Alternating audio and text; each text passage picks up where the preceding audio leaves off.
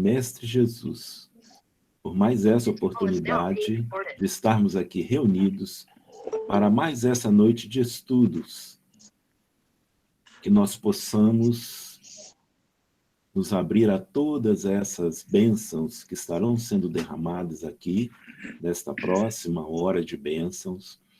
Queremos agradecer pela nossa maravilhosa doutrina consoladora, pela nossa casa de Miramês, que tanto nos tem abrigado em nossas necessidades de evolução. Queremos agradecer a todos que estão aqui presentes, e aqueles que também, por algum motivo, não puderam estar, que as bênçãos do nosso Pai Celestial possam ser derramadas sobre todos nós e sobre todos eles também. Que o nosso palestrante dessa noite também possa receber as intuições do alto para nos trazer as mensagens das quais nossos corações estão tão necessitados neste momento difícil que o planeta inteiro está passando. E que dessa forma nós possamos então abrir os nossos corações e nossas mentes a essas mensagens que aqui estarão sendo trazidas, para assim sendo, sermos o próprio exemplo delas. Assim seja. Então, pessoal, hoje nós temos aí conosco a Cristina Maria. Ela vai trazer para nós o tema Oferecer a Outra Face. E antes de passar a palavra a ela, só aquele lembrete de sempre, né? 10 minutos antes das 9, a gente faz aquela paradinha para checar as perguntas, se as tiver, que elas sejam respondidas. Se não tiver, a Cristina seguirá com mais os 10 minutos, de qualquer maneira. O importante é que, nesta noite de hoje, mais uma vez, estamos aqui reunidos, em nome de Jesus e em nome do nosso Pai. Cristina, a palavra é sua. Boa noite a todos. Obrigada, Wagner. Que a paz de nosso Senhor Jesus Cristo esteja no meio de nós. Bom, gente, dentro da nossa proposta, de meditação nos ensinos da doutrina, nos ensinos de Jesus, hoje está previsto para trabalharmos o capítulo 5 do Evangelho de Jesus, segundo Mateus, em seus versículos 38 e 42. Então, nós vamos iniciar a apresentação, ok? Vamos compartilhar aqui com vocês.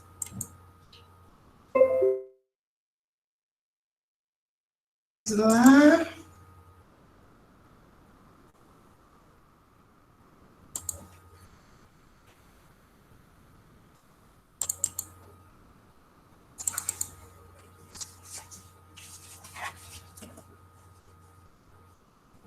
Ok, gente. Então, o Evangelho de Jesus, nesta passagem segundo Mateus, nos traz: ouvistes que foi dito, olho por olho e dente por dente. Eu, porém, vos digo que não resistais ao mal, mas se qualquer te bater na face direita, oferece-lhe também a outra. E ao que quiser pleitear contigo e tirar-te a túnica, larga-lhe também a capa. E se qualquer te obrigar a caminhar 1 milha, vai com ele 2. Dá a quem te pedir, e não te desvies daquele que quiser que lhe emprestes. Então, dentro dessas orientações de Jesus, vamos buscar compreender. Primeiro versículo, versículo 38, Jesus fala: ouvistes o que foi dito, olho por olho e dente por dente. Por que Jesus fala ouvistes, foi dito? Ele está falando no passado, porque ele se refere ao Antigo Testamento, a primeira parte da Bíblia. né, o Pentateuco bíblico, que é a Gênesis, né, o Deuteronômio, Reis, nós temos lá Levítico, Números, né? Então essa parte do Antigo Testamento, ou o que eles chamam de Escrituras, né? E lá está ordenado como lei o olho por olho e o dente por dente, que é chamado também lei de talião, mas não é. E nós vamos compreender a diferença hoje. O Emmanuel fala conosco que o plano inferior adota padrões de resistência, reclamando o olho por olho e o dente por dente. Ou seja, se nós ainda estamos em baixo estado evolutivo, nós vamos ter necessidade da vingança, nós vamos ter necessidade de responder violência com violência. Então, por que os hebreus, os judeus, consideravam isto como uma lei de Deus? Vamos tentar entender. Então, no Antigo Testamento, em Êxodo, capítulo 21, versículos 23 a 25, está escrito: mas se houver morte, então darás vida por vida, olho por olho, dente por dente, mão por mão, pé por pé, queimadura por queimadura, ferida por ferida, golpe por golpe. Também em Deuteronômio, no capítulo 19, versículo 21, nós vamos ver: o teu olho não perdoará, vida por vida, olho por olho, dente por dente, mão por mão, pé por pé. E ainda em Levítico, no capítulo 24, versículos 17 a 21, que vai nos trazer: e quem matar alguém, certamente morrerá. Mas quem matar um animal, o restituirá vida por vida. Quando também alguém desfigurar o seu próximo, como ele fez, assim lhe será feito. Quebradura por quebradura, olho por olho, dente por dente, como se ele tiver desfigurado algum homem, assim se lhe fará. Quem, pois, matar um animal, restituí-lo-á, mas quem matar um homem, será morto. Por isso, Jesus nos fala: ouvistes o que foi dito. Mas com Jesus, tudo muda. Conforme Isaías, no capítulo 53, versículo 7, e também em Atos dos Apóstolos, capítulo 8, versículo 32, nós vamos ver o ensino. Ele foi oprimido e afligido, mas não abriu a sua boca. Como um cordeiro foi levado ao matadouro, e como a ovelha muda perante os seus tosquiadores, ele não abriu a sua boca. O que nós vemos aí? Jesus modificando completamente a lei mosaica. Já não é mais o olho por olho e o dente por dente. Já não é a resposta da violência. Já é o convite a oferecer a outra face. Mas logo no início, eu disse para vocês que aquelas passagens do Êxodo, Levítico e Deuteronômio, chamado de pena de talião, não é a pena de talião. Então, vamos compreender isso.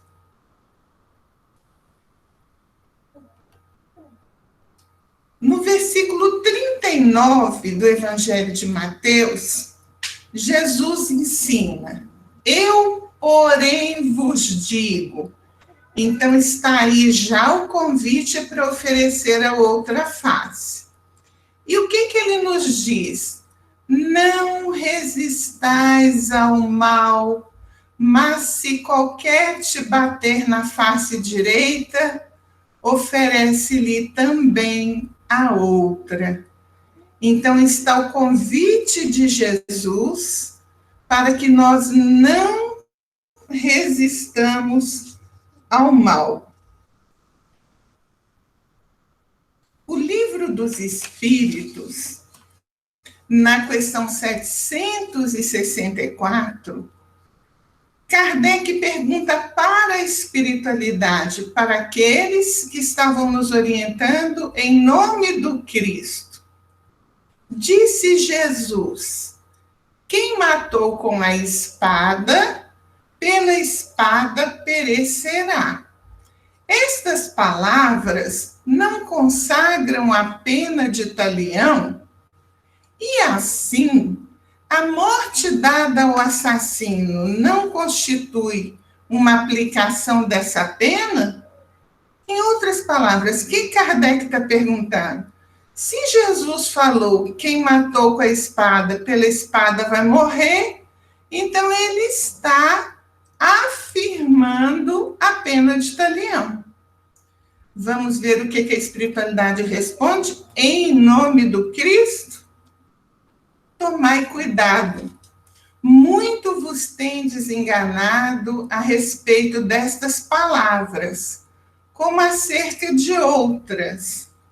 A pena de talião é a justiça de Deus.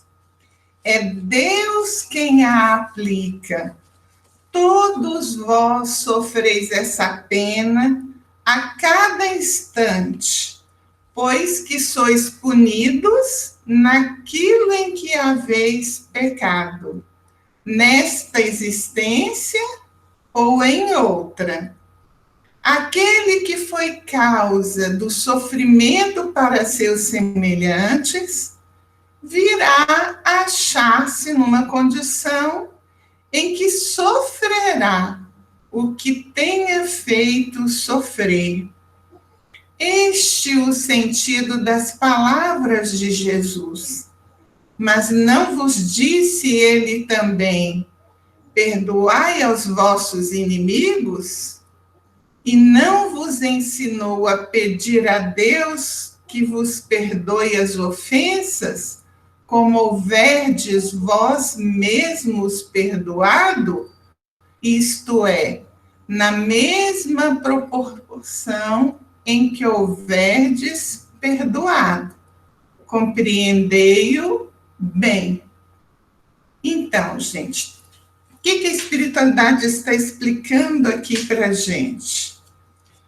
Está explicando que a pena de talião é a lei divina, é a lei de causa e efeito, que é a aplicação da justiça de Deus. Como só Deus conhece os corações, só Deus tem condição de julgar. E suas leis perfeitas não erram. E o julgamento de Deus sempre vem acompanhado da misericórdia. Lembram-se quando nós estudamos sobre João Batista, aquele João que batizava? Morreu tendo a cabeça decapitada. Por quê? Em vida anterior, quando ele foi o profeta Elias, mandou cortar a cabeça a 400 sacerdotes de Baal. Deus não pediu a cabeça dele 400 vezes. Deus permitiu que ele passasse por este sofrimento uma única vez na sua misericórdia. para que ele compreendesse o que ele fez sofrer aos seus irmãos. Essa é a pena de talião. Não é aplicada pelo homem, apenas por Deus, ok? Então, gente, essa não resistência ao mal, o Emmanuel vai trazer o seguinte para a gente. Ele fala da nossa miopia espiritual, a nossa dificuldade de ver, de perceber as coisas. Então, quando Jesus fala, eu, porém, vos digo, retificando o entendimento que nós tínhamos antes, ele não está nos recomendando que nós nos entreguemos a correntes destruidoras, nem que a gente perca a noção do respeito próprio, né? Ele aconselha não retribuir a violência com violência. Ao usar armas semelhantes às da crueldade, estaríamos perpetuando o mal. O mal não teria fim nunca. Assim como a gente já contou para vocês antes, quem teve a oportunidade de ouvir, né? Abraão constrói a história dele em cima de mentiras, em cima de erros, mesmo sendo um homem de grande fé. Aí o Isaac, o Jacó, também, né, o Isaac, até que o José, filho de Jacó, quebra essa corrente de erro com o perdão. Ele que foi o mais prejudicado, ele que não tinha nenhum merecimento naquela vida para receber as ações indignas dos irmãos, perdoou, quebrando toda essa corrente. Então, nós não podemos usar armas semelhantes à do mal. Ao contrário, precisamos revelar forças diferentes. O Emmanuel nos ensina que o único dissolvente do mal é o bem. Não existe outro remédio para o mal. Não indiferença, mas um bem ativo, enérgico, renovador, vigilante e operante. Então, em momento algum, eles nos dizem para ser coniventes com o mal, né? O homem, quando tenta reprimir o mal com o mal, cometeu erros muito graves. O que resultou disso? Guerra, revolução, assassinatos, perseguições. E ele, muitas vezes, ainda acreditava cooperar com o céu, né? Lembram das guerras santas, das cruzadas, né? Isso só acentuou separação, discórdia e sectarismo. Não trouxe nada de bem. Mas Jesus aconselha a verdadeira defesa, para a qual não tem armas que possam vencer, o perdão. Então, não é só parecer amor, né? É usar bom senso e lógica rigorosa, mas amando sempre. O Emmanuel faz uma colocação que eu achei fantástica. Ele vai dizer o seguinte: quando o homem investe contra o outro, usando violência, os recursos espirituais já foram obliterados no atacante. Então, se nós quisermos corrigir a violência, usando violência, tudo que podia dar resultado em nós já está encerrado. A violência surge quando a razão foi afastada. Somente a calma pode atenuar os desequilíbrios do agressor. Então, a pessoa está nervosa, está raivosa, está desequilibrada, usa calma, responde com calma, respira fundo e vai exercitando até o dia em que você não perder mais a paciência, em não se desequilibrar mais. Oferecer a outra face é chamar essa razão enobrecida, né? Em momentos de violência, a palavra tem uma função muito pequena. Só o gesto, as nossas ações no bem são capazes de produzir resultado. E no fracasso de todas as nossas tentativas, né? Não podemos cair ao nível do agressor. Precisamos estabelecer a diferença entre os nossos valores e os instintos animalizados de quem procede com violência. E eu achei, assim, maravilhoso a forma como que o Emmanuel encerrou a orientação para nós. Toda defesa da criatura está em Deus. Precisamos de mais alguma coisa? Não, né, gente? Então, a primeira virtude ensinada nessa passagem pelo Cristo é a não resistência ao mal. No versículo 40, Jesus vai nos dizer: e ao que quiser pleitear contigo a túnica, larga-lhe também a capa. Vamos entender. A veste dos judeus, dos hebreus, eram compostas de duas peças. A peça principal, que é a túnica, e a acessória ou secundária, que podemos chamar de supérflua, que seria o manto, né? Então, Jesus está dizendo: se quiserem tirar-te o essencial, dá também o supérfluo. Então, aqui é a indulgência, é a generosa indulgência. Se ansiamos ao bem, precisamos ter indulgência. Todos nós somos espíritos imperfeitos, reclamando compaixão uns dos outros. Hoje nós temos compaixão com nosso irmão. Amanhã vamos precisar da compaixão dele, porque em algum local os nossos pés vão tropeçar.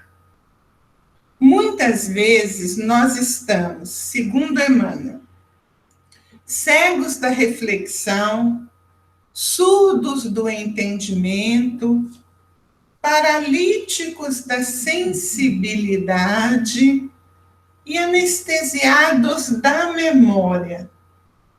Irmãos em ambição desenfreada, verdugos da autoridade pública, jovens iludidos e companheiros em provas amargas. Vamos usar a indulgência, oferecendo renovação no modo de pensar, claridade ao raciocínio e amparo à meninice, apoio à juventude. O Criador espera as criaturas no recurso do tempo. Ele não exige que nós nos tornemos perfeitos hoje ou amanhã. Ele nos aguarda, tolera as nossas faltas. Como que nós podemos comportar de maneira diferente em relação aos nossos irmãos? Então, Emmanuel nos convida a pensar no bem e fazer o bem. Então, a segunda virtude que Jesus nos ensina é a indulgência. Não resistência ao mal e indulgência. No versículo 41, Jesus vai nos dizer: e se qualquer te obrigar a caminhar 1 milha, vai com ele 2. é o ensino da generosidade, estabelecida no sacrifício pessoal. No tempo do Império Romano, todo oficial romano poderia obrigar qualquer cidadão a carregar o peso que fosse, não importa se fosse um peso superior às forças da pessoa, ele era obrigado a carregar por 1 milha, que é mais ou menos 1,6 km, quase 2 quilômetros. Isso era uma lei. Então, Jesus, usando o que havia de prática na vida comum daquela época, que é essa lei, vem nos ensinar a generosidade. É um convite de Jesus para nós irmos além das expectativas do nosso irmão. As milhas dos ensinos de Jesus são as da nossa jornada espiritual, na elevação de cada dia. Aprender a ceder para realmente ajudar. O criminoso, o transviado, não serão ajudados com os nossos tormentos verbais, com a nossa acusação, com as nossas palavras amargas. Nos problemas que se enraizam na alma daqueles que se comportam assim, nós só vamos conseguir ajudar se a gente penetrar o núcleo do pensamento daquelas pessoas e depositar aí as sementes da nossa simpatia. Então, é indispensável marchar em companhia do outro, lutando, chorando, amparando-os com eficiência. E para renovar sentimentos alheios, que não são os nossos, não é? Para estabelecer um progresso espiritual, uma paz, é preciso aprender a caminhar com o semelhante no terreno das concepções que lhe são próprias. Então, é naquilo que ele compreende, naquilo que ele entende, naquilo que ele já conquistou, não nas nossas conquistas, não no nosso entendimento. Então, não devemos discutir, porque senão nós vamos eliminar os embriões da fraternidade. Não é concordar com o mal para ficar livre de um problema, ficar livre de uma pessoa que nos incomoda, né? Não é isso, não. É caminhar com o próximo, confraternizando com ele, com sinceridade, com amor, adotando a piedade edificante. Não é a dó, hein, gente? É piedade edificante, que auxilia sem demonstrar superioridade. Deixa o teu irmão te confiar os próprios amargores, sem mágoa, sem espanto, sem revolta. Estende as mãos seguras, bondosas aos que tombaram. E aprende a descer para ajudar. E aí nós teremos caminhada em benefício do companheiro ignorante, fraco ou perturbado, sofredor, a segunda milha das lições de Jesus, a milha da generosidade. Então, esta é a terceira virtude dos ensinos de Jesus. Não resistência ao mal, indulgência, generosidade. No versículo 42, Jesus vai nos colocar: dá a quem te pedir. Não te desvies daquele que quiser que lhe emprestes. É a concessão, o desapego. Emmanuel vem nos ensinar que enquanto nós podemos agir no corpo, né? Então, quando nós temos tempo, quando nós temos saúde, quando podemos usar os recursos da nossa inteligência, é conveniente que nós meditemos em todos aqueles que nós vimos largar sob o regime de compulsória os talentos que o mundo lhe confiou. Gente, isso aqui dá 1 ano de meditação. Emmanuel está falando, olha, pensa naqueles que você viu morrer, naqueles que você viu partir. Alinhe na memória líderes do povo que detinham poder, abandonaram o leme das ideias que governavam, impelidos de repente a varar as névoas do túmulo. Missionários de climas religiosos, que mantinham a possibilidade de consolar e instruir, desceram de repente das galerias que traçavam princípios para as estradas alheias. Criadores do pensamento, que impressionavam pessoas através do verbo falado ou escrito, tiveram de repente a palavra caçada pela desencarnação. Pense neles, os beneficiários das concessões divinas, que precederam a todos nós na morte, e faz hoje algo melhor do que ontem, nos domínios do bem, para que o bem venha te favorecer.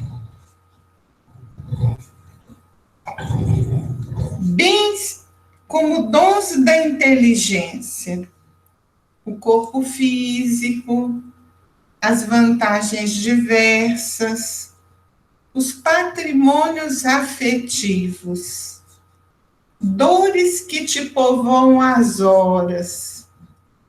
Tudo isso é recurso de que nós nos apropriamos nessa terra, com a permissão do Senhor, como investimento para a nossa própria felicidade. O empréstimo fala sempre da generosidade do credor e revela na contabilidade da vida o bem ou o mal que estamos fazendo com ele. Que empréstimo é esse, gente? O que é nosso nesse mundo? O corpo? Como que é nosso se um dia teremos que devolver? A casa? Os títulos humanos? Os entes queridos? O que é nosso? Saibamos improvisar bondade e apreço, até nas manifestações insignificantes da vida, naquelas coisas que a gente acha que são sem valor. Uma frase colocada com brandura, uma ligeira informação prestada de uma forma útil, uma pequena parcela de solidariedade. São auxílio para os que receberam, mas também para os que formularam esses auxílios. O impacto do agradecimento alheio define ondas confortativas, balsâmicas em nosso favor. Então, o Chico conta uma história que ele estava super atrasado para o trabalho e encontrou uma senhora da cidade onde ele morava que queria uma orientação sobre uma receita que ele tinha psicografado. E ele não tinha tempo para parar. E o Emmanuel falou com ele: pare. E aí deu orientação. O Emmanuel falou com ele: olhe para trás e veja.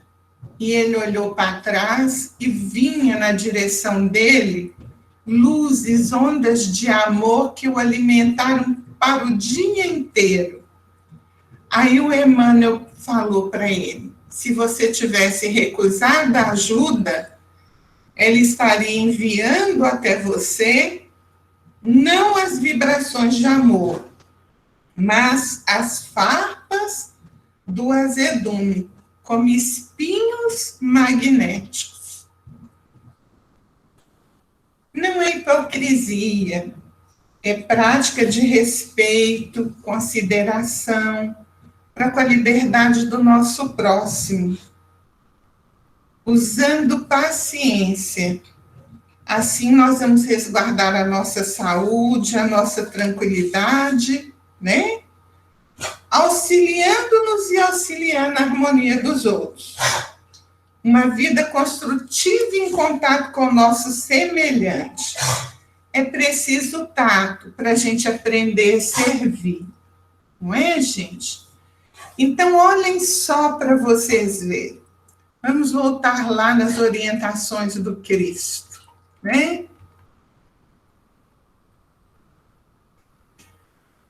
Ouvistes o que foi dito. Então, a gente viu que antigamente, a humanidade teve uma orientação para começar a aprender a entender o que é justiça. Mas Jesus vem, eu, porém, vos digo. Então, ele vem trazendo para a gente a outra face. Então, em qualquer circunstância que nós estejamos enfrentando na vida, vou parar a apresentação aqui para a gente continuar conversando. Em qualquer circunstância que estivermos enfrentando, não é? Nós vamos estar, vamos dizer assim, praticamente usando os recursos que nós temos, que nós alcançamos com a nossa evolução, para que possamos fazer o melhor a nosso alcance. Nós já sabemos, já conhecemos Jesus, já temos as suas divinas. For o problema que surgir no nosso caminho, seja quem for a pessoa que se apresentar diante de nós, às vezes é um vizinho que se comporta de uma forma que gera desarmonia, um vizinho do lado do qual é difícil viver. Por isso, o culto no lar é tão importante. Eu digo para vocês por experiência própria. Eu acredito que há mais de 30 anos, graças a Deus, eu já pratico o culto no lar. E muitas vezes, quando vizinhos estavam agindo de forma assim, a quase chegar às vias de fato, perigando matar ou morrer, entramos em oração. E eles foram se acalmando como num passe de mágica, sem nem sequer saber que estávamos assim agindo. Quando uma casa tem um foco de evangelho no lar, tem um foco de culto no lar, os primeiros beneficiados são aqueles que moram ali. Então, vamos dar um exemplo. Você estabelece um dia correto, uma hora correta, por 30 minutos, para realizar esse culto. Por que tem que ser no dia certo e na hora certa, gente? Porque os espíritos não são como nós.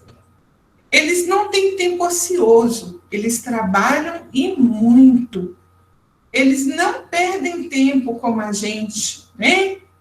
assistindo um Netflix, não é isso? Dormindo, fazendo um churrasquinho. O trabalho para eles é um prazer, é uma alegria, é uma bênção. Então, se nós não tivermos disciplina, e cada dia a gente resolver fazer o culto num horário, ou se a gente faz no mesmo dia, mas cada dia numa hora diferente, eles não têm disponibilidade para interromper o bem que deveriam estar fazendo para atender o nosso capricho. Por isso a disciplina é necessária. Se nós comportarmos assim e tivermos a hora certa e aquele compromisso certo, a espiritualidade se faz presente no nosso lar. E muitas vezes em equipe, conforme a necessidade, conforme o merecimento daquele lar, daqueles moradores. E estando presentes, a primeira coisa que eles fazem é limpar a atmosfera espiritual do nosso lar. Nós recebemos energias, raios magnéticos vindos de todo o universo, de todas as pessoas que nos cercam, com todas as coisas que nos relacionamos. Isso forma uma aura no ambiente da nossa casa. Muitas vezes essas energias são negativas, ou porque nós nos comportamos de uma forma indevida, ou porque irmãos que ainda, vamos dizer assim, estagiam num plano um pouco ainda sem evolução, nos enviam gratuitamente esse tipo de vibração. Então, a espiritualidade vai limpar a nossa casa daquelas energias. Fica mais fácil manter a paz, a gente se sente harmonizado, a gente dorme melhor, a gente se alimenta melhor, e os problemas dentro de casa diminuem. Além disso, eles tratam a nossa saúde, porque a doença, antes dela se manifestar no corpo físico, ela aparece em forma de uma vibração desarmônica no nosso corpo espiritual. Então, os médicos espirituais, eles olham para o nosso corpo espiritual, veem aquela vibração e percebem onde precisa ser cuidado. E aí vão tratar a nossa saúde, vão fluidificar as águas da nossa casa. Se houver ali alguma presença espiritual que nos acompanhou, seja muitas vezes de perseguidores ou não, porque muitas vezes um espírito está nos acompanhando, não é porque ele nos odeia, às vezes é porque gosta demais da gente, mas não tem equilíbrio, não percebe que já desencarnou, ou sabe que desencarnou, mas não consegue deixar esse mundo, e a presença dele no nosso lar suga as nossas energias vitais, e vai deixando a gente com problemas de saúde física, não só saúde mental, né? Então, a espiritualidade vem, acolhe esses irmãos e protege o nosso lar. Esse culto beneficia por todos esses meios o nosso lar. Além de que os nossos guias, os nossos espíritos protetores, vão verificar quais são as nossas necessidades. E não vão resolver no nosso lugar, não. Se tiver alguém aí esperando mágica, esperando milagre, desista. Porque o milagre Deus já fez, que foi dar para a gente tudo que Ele deu. Todas as possibilidades de resolver os problemas por nós mesmos. Então, eles vão nos sugerir uma ideia, eles vão nos intuir, eles vão nos dar força, coragem para lutarmos e resolvermos os problemas com as nossas forças, com os nossos recursos. Não nos deixarão desamparados, né? Jesus diz, não vos deixarei órfãos. Então, em virtude disso, usando as armas que nós possuímos como conquista evolutiva nossa, eles estarão sempre nos ajudando. Então, o culto cristão no lar ajuda em tudo isso que eu citei, o nosso próprio lar. Mas ele ajuda também os lares vizinhos, porque a equipe espiritual não usa de egoísmo e nem de protecionismo indevido. Se os nossos vizinhos estão precisando de ajuda, a equipe vai atuar e vai atender. Se a nossa rua, a nossa comunidade precisa de ajuda, vão atuar e vão atender. E, gente, as equipes de trabalho espiritual estão por todas as partes. Outro dia mesmo eu estava lendo Iniciação à Viagem Astral do Lancelin, e lá o Miramês estava prestando um socorro em um avião que estava sendo atacado por espíritos obsessores. E aí o interessante é que durante as orientações, eles explicam que existem equipes destinadas apenas a esse tipo de socorro, amparar os voos. Olha que coisa mais interessante, nada é esquecido. Nós temos as equipes espirituais que cuidam das ruas, dos campos, das águas, de tudo. Nada está esquecido da bondade divina. Com tudo isso, nós temos as orientações de Jesus para tudo que nós precisamos saber. Não existe problema na vida que Jesus não nos oriente. Não tem dificuldade que ele não nos ensinou a sair dela. Então, o que falta? Falta a gente oferecer outra face, que é o tema do nosso estudo da noite de hoje. E oferecer essa outra face não é ser conivente com o mal. Então, uma pessoa chega aqui, me bate no rosto, eu vou ficar parado oferecendo o outro lado do rosto para ele bater também? Não. Mas eu vou oferecer para ele a face do perdão, do diálogo com calma, procurando entender por que ele fez aquilo, tentando chamá-lo à compreensão, tentando perceber se de alguma forma eu dei causa para que aquela situação se manifestasse. Esse é o oferecimento da outra face, né? Nós temos aquela história do Chico, que foi realmente bofeteado no rosto, e com tanta força que gerou um hematoma, por um fato que ele desconhecia, que ele nem sabia, e uma acusação injusta que ele estava recebendo. E no meio de todo mundo, numa noite de atendimento. E o Chico, com toda a calma e com todo o amor, foi tentar entender por que aquela irmã fez aquilo, foi tentar socorrer e ajudar. Mas ele ficou sentido, o coração dele ficou doído, porque ele realmente não merecia aquilo. E aí, na madrugada, conversando com Emmanuel sobre o problema, ele falou: Emmanuel, você não acha que eu tenho razão? Eu não merecia aquilo. E o Emmanuel respondeu para ele: você está com a razão, mas ela estava com a necessidade. Então, ao perceber que aquela irmã tinha necessidade, desapareceu a dor do coração do Chico, porque a resposta dele já era o amor. Eu gosto muito de dar os exemplos do Chico Xavier, porque eu acho que em nós nada existe que possa servir de exemplo para alguém. Mas quando a gente busca uma pessoa como o Chico, eu medito, por exemplo, nas coisas que ele fazia, como a história do ladrão. Um ladrão entrava toda noite na casa do Chico e roubava alguma coisa.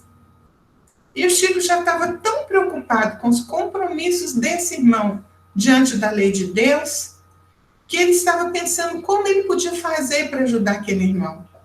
Então ele tomou uma decisão.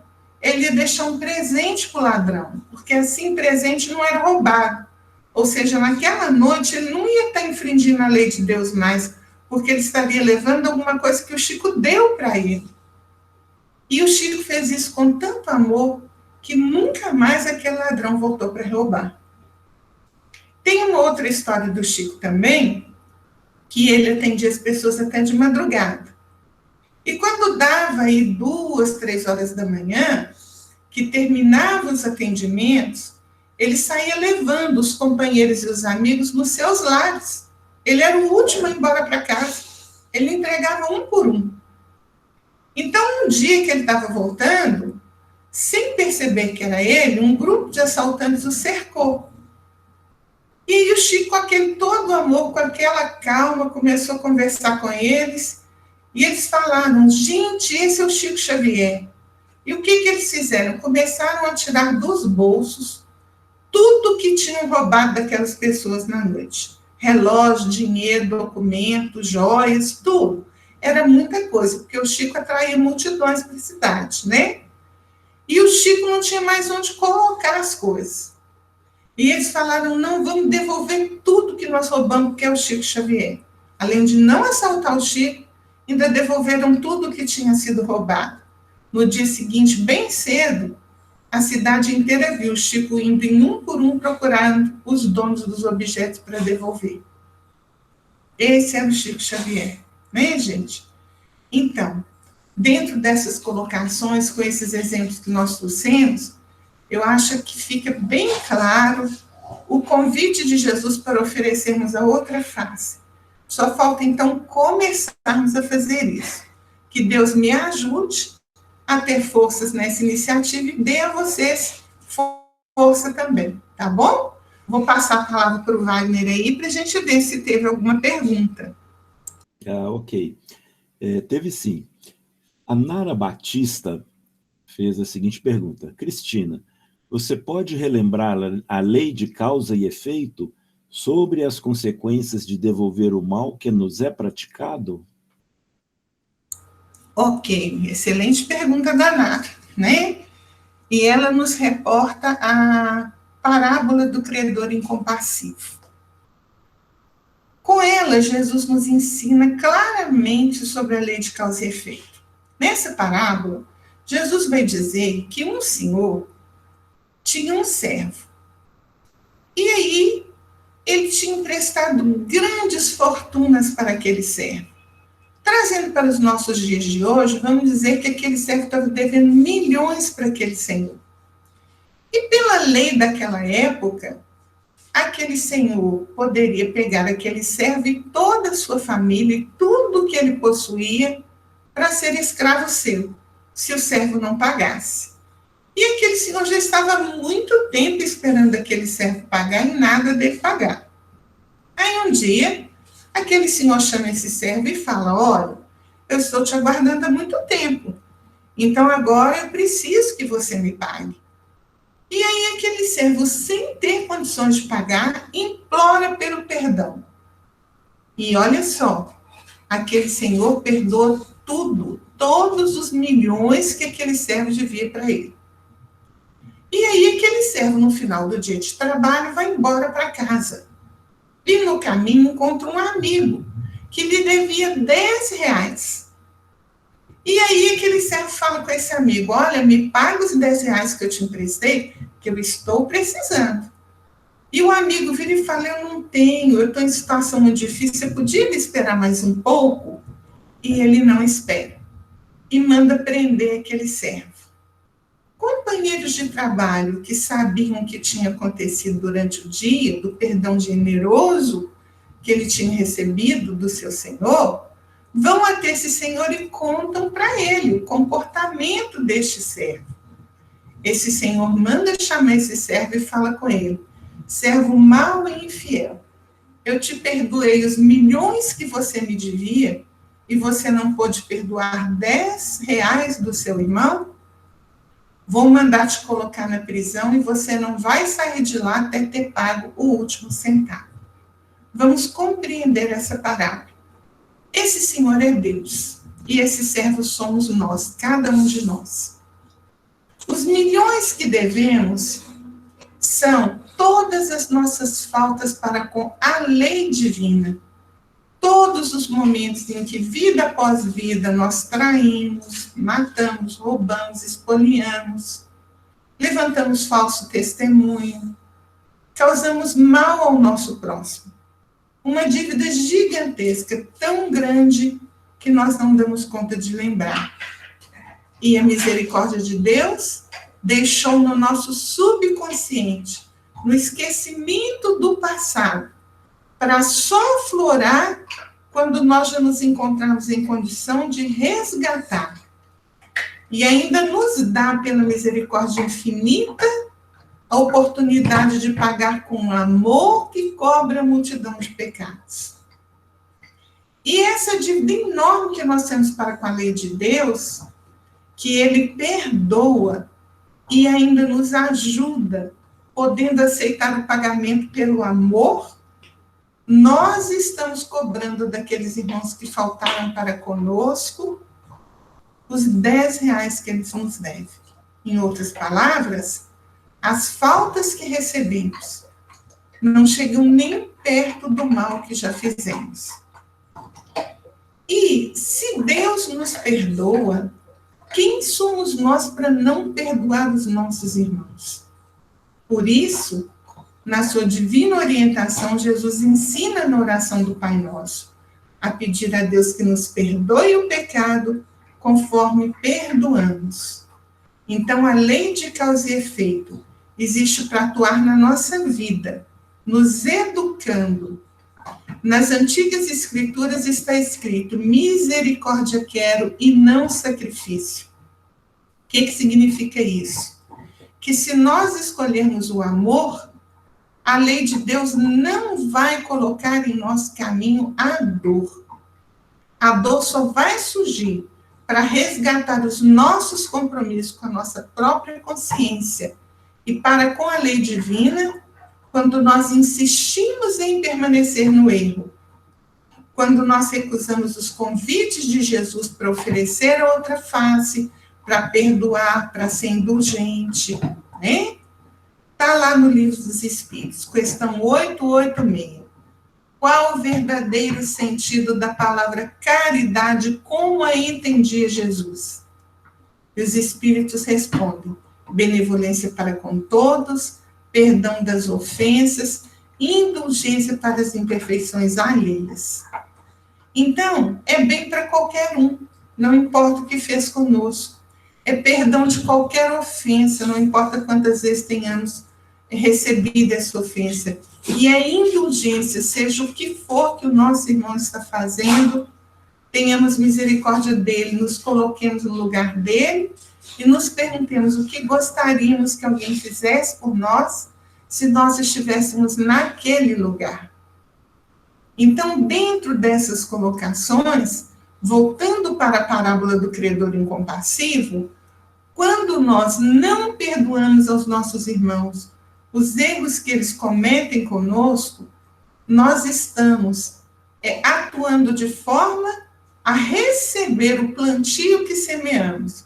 Ou seja, as leis divinas que são perfeitas, que existem para regular as nossas ações, o uso da nossa liberdade, vão devolver a nós como ensino educativo o que precisamos. Se não aprendemos pelo amor, teremos que aprender pela dor. Mas nunca vem isenta, afastada da misericórdia de Deus. Então sejamos inteligentes, usemos o bom senso, vamos praticar o amor que cobre a multidão de pecados. Você não consegue ser mãe? Você não consegue ser pai? Ampara a infância desvalida. Seja pai e mãe daqueles que não têm pai e mãe. Você luta para alcançar um título que não tem? Oferece ajuda para aquele que ainda não conseguiu estudar, que não tem condições. Oferece um livro, oferece um amparo. Está difícil para pagar as contas em casa? Acolhe aqueles que sofrem mais do que você e tudo vai vir a seu tempo. Como ensina Jesus, e eu nunca canso de repetir, olhai os lírios do campo, olhai os pássaros no céu, não semeiam, não fiam, não tecem, não guardam em celeiros, e o Pai os alimenta. O que não fará por vocês, homens de pouca fé?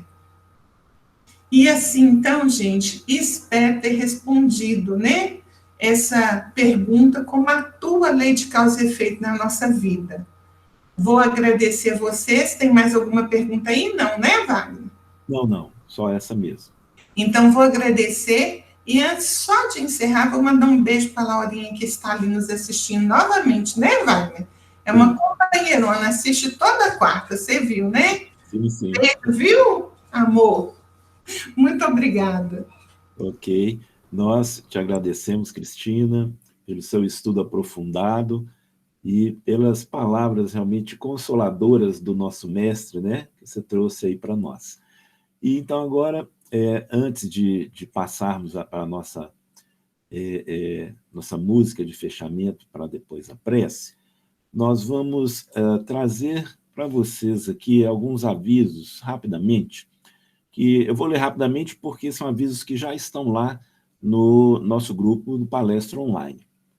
Bom, o primeiro deles é onde a gente solicita, né, que vocês possam dar a opinião de vocês sobre os nossos temas da segunda-feira para o próximo ano.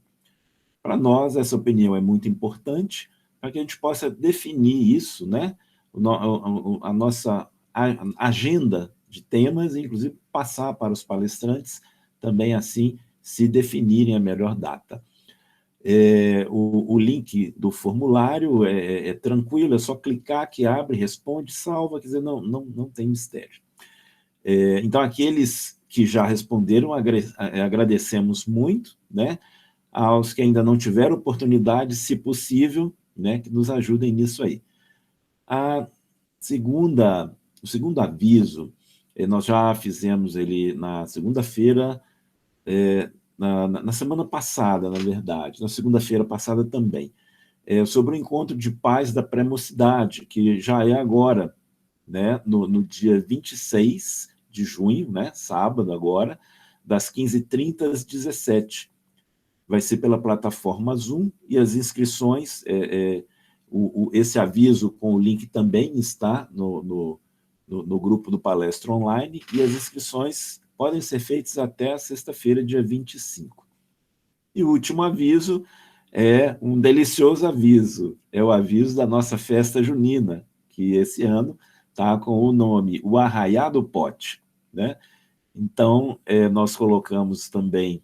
Desculpem, a gente até aproveitar para pedir desculpa, a gente teve que colocar muitos avisos, porque acumulou, né? Mas são de coisas que são importantes para todos nós. Então, esse Arraiá do Pote é a nossa festa julina, né? Hoje, deixa eu verificar aqui, acho que a Juliana, que é a nossa representante, né? A personagem que sempre vem fazer aí uma performance para nós, ela não está aí hoje, né? Mas nós vamos falar em nome dela. E o Arraiá do Pote, então, a Casa de Miramês pede algumas contribuições, que não precisa de eu ler, porque está tudo lá, né? Lembrando que esta festa vai acontecer no dia... Deixa eu verificar aqui... no dia 24 de julho, então ainda daqui a um mês, né? Hoje é 23, amanhã é 24, daqui a um mês, dia 24 de julho, né? Então, as encomendas poderão ser feitas até o dia 20, né? E aí tem muita coisa gostosa lá, e esses petiscos, vamos chamar assim, né? Essas delícias estarão disponíveis lá na Casa de Miramês para as pessoas pegarem. E quem quiser também, não tiver disponibilidade de pegar, pode pedir para ser entregue.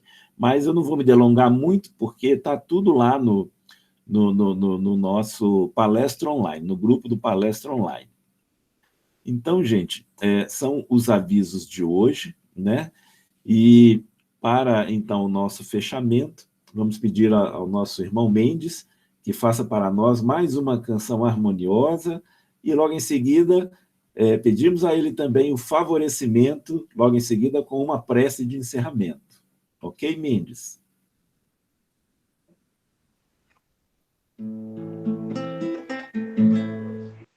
Venho como outrora aos filhos da terra, trazer a verdade de si para as trevas, mostrando ao mundo a existência de um Deus de amor que a tudo governa.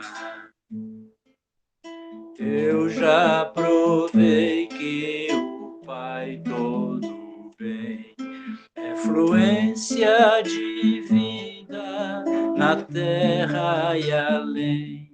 Dai ouvidos, ó homens, e vede, porque só a glória de Deus é eterna.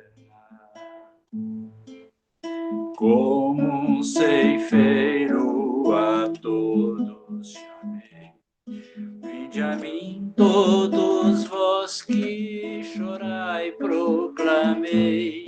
Mas ingratos homens de mim se afastaram e a senda do mal debandaram.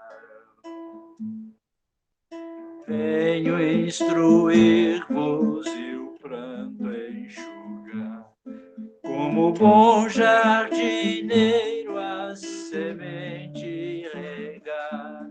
Esculápio eu venho trazendo na mente a fonte do amor. Eis-me aqui, venho a vós que oraste, ouvi no silêncio quando a mim chamaste, em nome do Cristo e em nome do amor entre vós, sou consolador. Em nome do Cristo e em nome do amor entre vós, sou consolador.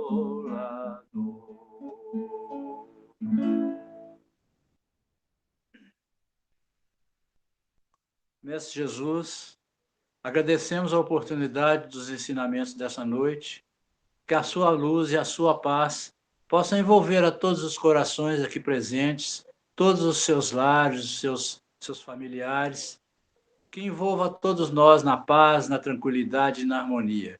E permaneça, Senhor Jesus, entre nós, hoje, agora e sempre. Que assim seja. Assim seja. Agradecemos, então, a todos que estiveram aqui presentes, né? E que as bênçãos do nosso Mestre Jesus possam recair sobre todos nós, que aqui estamos, e sobre aqueles que, por algum motivo, também gostariam de estar e não puderam. Boa noite, gente. Terminamos, então, agradecendo, lembrando que agora, na próxima segunda-feira, estaremos aqui novamente nesse memorário de 20 às 21. Fiquem todos com Deus. Boa noite a todos.